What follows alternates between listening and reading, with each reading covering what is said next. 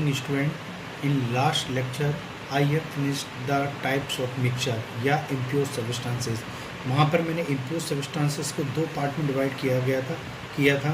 First is the homogeneous mixture और दूसरा था हमारा heterogeneous mixture. Clear? Heterogeneous mixture.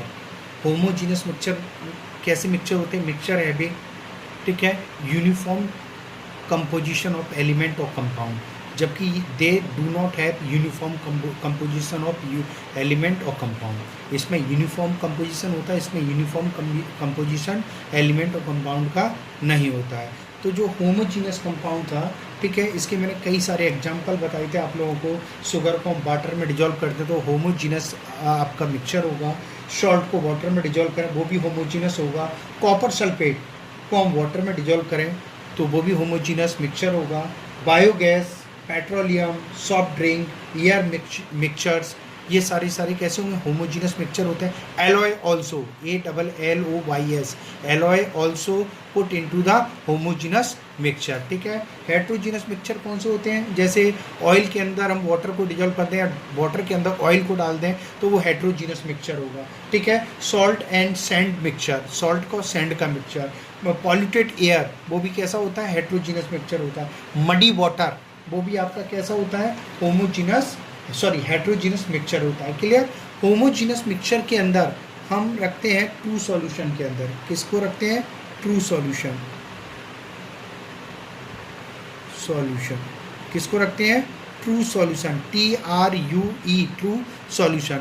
जबकि हेट्रोजीनस मिक्सचर के अंदर हम दो फैक्टर को रखते हैं. एक होता है कॉलोइडल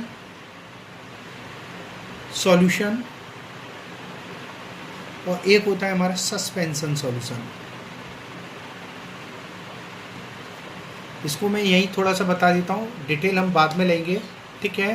ट्रू सॉल्यूशन, हम तीनों में डिफरेंस देख लेते हैं. ट्रू सॉल्यूशन वो सॉल्यूशन होता है, जनरली ट्रू सॉल्यूशन कैसे होते हैं? होमोजीनस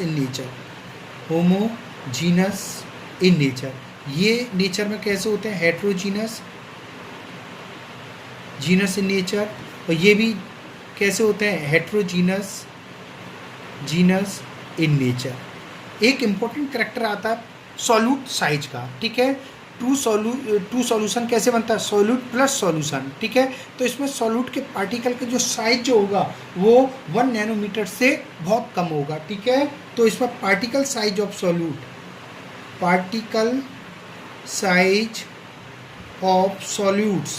सॉल्यूट्स का जो पार्टिकल साइज होता है और ट्रू सॉल्यूशन के अंदर वो लेस देन 10⁻⁻⁹ मीटर या 1 नैनोमीटर होता है. जबकि कॉलोइडल सॉल्यूशन के अंदर जो सॉल्यूट के पार्टिकल का साइज होता है, ठीक है, पार्टिकल साइज ऑफ सॉल्यूट्स वो होता है, कितना होता है? ज़्यादा होता है, फ्रॉम 1 नैनोमीटर टू 1000 नैनोमीटर के समथिंग होता है. जबकि इनके सॉल्यूट का पार्टिकल का साइज 1000 नैनोमीटर से ज़्यादा होता है. ठीक है. पार्टिकल साइज कितना होता है? लार्जर देन 1000 नैनोमीटर, इनसे ज़्यादा होता है. क्लियर? नेक्स्ट इंपॉर्टेंट करैक्टर आता है सॉल्यूट पार्टिकल. ये कभी भी टिंडल इफेक्ट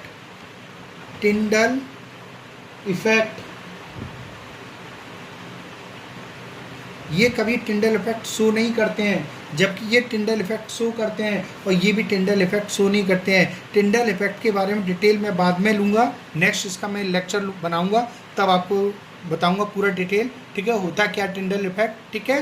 तो ये टिंडल इफेक्ट शो नहीं करते हैं, ये टिंडल इफेक्ट शो करते हैं और ये टिंडल इफेक्ट शो नहीं करते हैं. ठीक है. इसके बाद नेक्स्ट लेक्चर लेते हैं what is the true solution. TRUE, true solution. पहले हम ट्रू सॉल्यूशन के बारे में पढ़ेंगे, फिर कॉलोइडल सॉल्यूशन के बारे में पढ़ेंगे, फिर सस्पेंशन के बारे में पढ़ेंगे, फिर टिंडल इफेक्ट के बारे में पढ़ेंगे. ठीक है. ट्रू सॉल्यूशन, कभी कभी नॉर्मल लैंग्वेज में इसको सॉल्यूशन भी बोल सकते हैं. क्या बोल देते हैं हम? Solution. Clear? What is the true solution, या सॉल्यूशन क्या होता है, it is the homogeneous mixture of two और मोर सबस्टांसेस, ठीक है।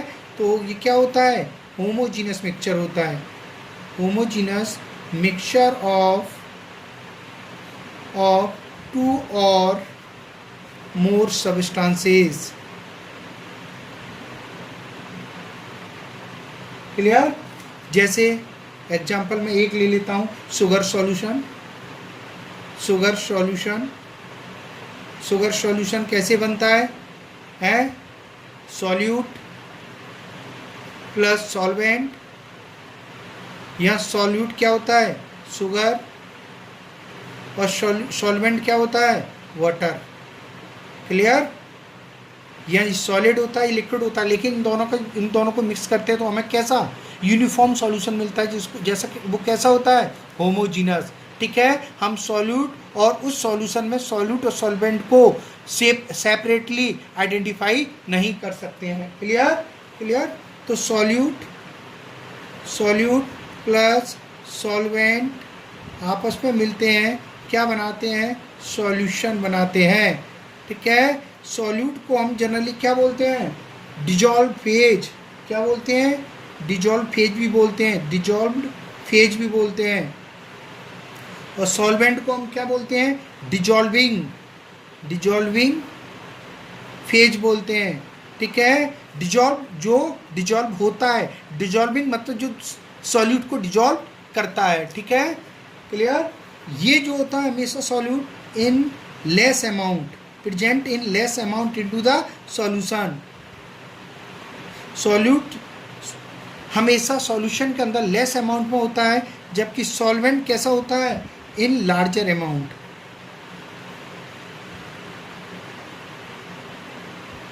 किस में होता है, लार्जर अमाउंट के अंदर होता है, क्लियर। हम कुछ एग्जांपल लेते हैं, अदर एग्जांपल्स ऑफ, कुछ specific other examples of solution.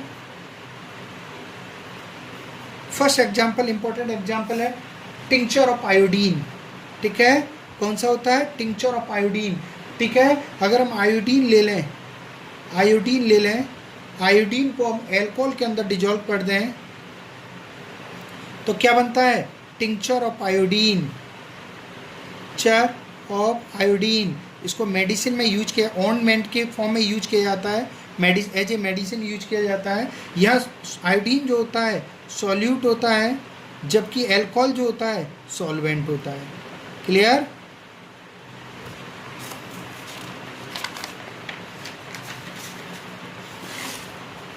Next example लेते हैं हम, एयरेटेड ड्रिंक्स, जिसको हम जनरली कोल्ड ड्रिंक भी बोल सकते हैं, क्लियर। एयरेटेड ड्रिंक्स के अंदर क्या होता है, इसको हम कोल्ड ड्रिंक, या इसका एग्जांपल ले लेते हैं सोडा वाटर, क्या एग्जांपल ले लेते हैं हम, सोडा वाटर, क्लियर। तो सोडा वाटर क्या होता है, generally solution of gas in liquid solvent. ये क्या होता है, soda water, solution of gas in liquid solvent,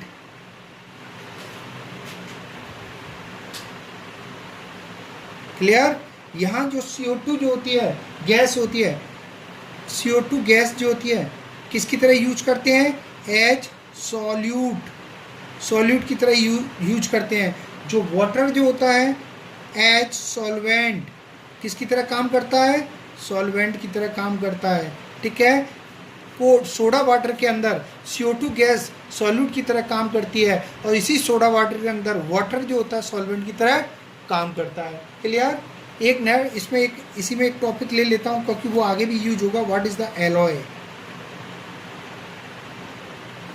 What is the alloy? It is the homogeneous mixture of two or more metal, ठीक है, और a metal or non metal, ठीक है। ये it is the homogeneous mixture of two metals, दो metal ले लें, या a metal and a non metal, ठीक है, या तो मेटल मेटल से मिलकर एलॉय बन सकते हैं, या एक मेटल दूसरे नॉन मेटल के साथ मिलकर क्या बना सकता है, एलॉय बना सकता है। तो it is the homogeneous mixture of two metal और a metal with a non metal is known as alloy. एक भी चीज़ ध्यान रखना, जब एलॉय फॉर्म हो जाता है तो हम दोनों मेटल को या मेटल को नॉन मेटल से सेपरेट नहीं कर सकते हैं, ठीक है, उसके कंपोनेंट को सेपरेट नहीं कर सकते हैं, किसके द्वारा, फिजिकल मेथड के द्वारा। तो हम बोल सकते हैं, ठीक है, component of alloy can not be, component of alloy can not be separated into their component by physical method. किसके द्वारा सेपरेट नहीं कर सकते हैं, फिजिकल मेथड के द्वारा उसको सेपरेट नहीं कर सकते हैं। फॉर एग्जांपल एलॉय के एग्जांपल देख लेते हैं। फर्स्ट लेते हैं ब्रास। ब्रास के अंदर 30% जो होता है जिंक होता है, प्लस 70% क्या होता है, कॉपर होता है, ठीक है, कॉपर होता है, क्या होता है, कॉपर। जिंक का सिंबल क्या होता है, Zn। कॉपर का सिंबल क्या होता है, Cu, ठीक है। ब्रास के बाद लेते हैं ब्रॉन्ज, ठीक है। ब्रॉन्ज के अंदर 90% जो होता है आपका कॉपर होता है, प्लस 10% टिन होता है। कॉपर का सिंबल आप जानती है Cu होता है, और टिन का सिंबल Sn होता है, ठीक है। नेक्स्ट आता है स्टील। स्टील के अंदर 99.9% क्या होता है, आयरन होता है, प्लस 0.05% कार्बन होता है। आयरन का सिंबल क्या होता है, Fe, और कार्बन का सिंबल क्या होता है, C। एक आता है stainless steel. Stainless steel, stainless steel, stainless steel में 74% क्या होता है, आयरन होता है, प्लस 18% क्रोमियम होता है, और क्रोमियम का सिंबल होता है Cr, प्लस 8% जो होता है निकल होता है, NiCke, निकल, इसका सिंबल होता है Ni, ठीक है। ये आपका था एलॉय। यहाँ तक हम फिनिश कर चुके हैं। Next topic will be type of solution, ठीक है, that will be taken in next lecture. Thank you.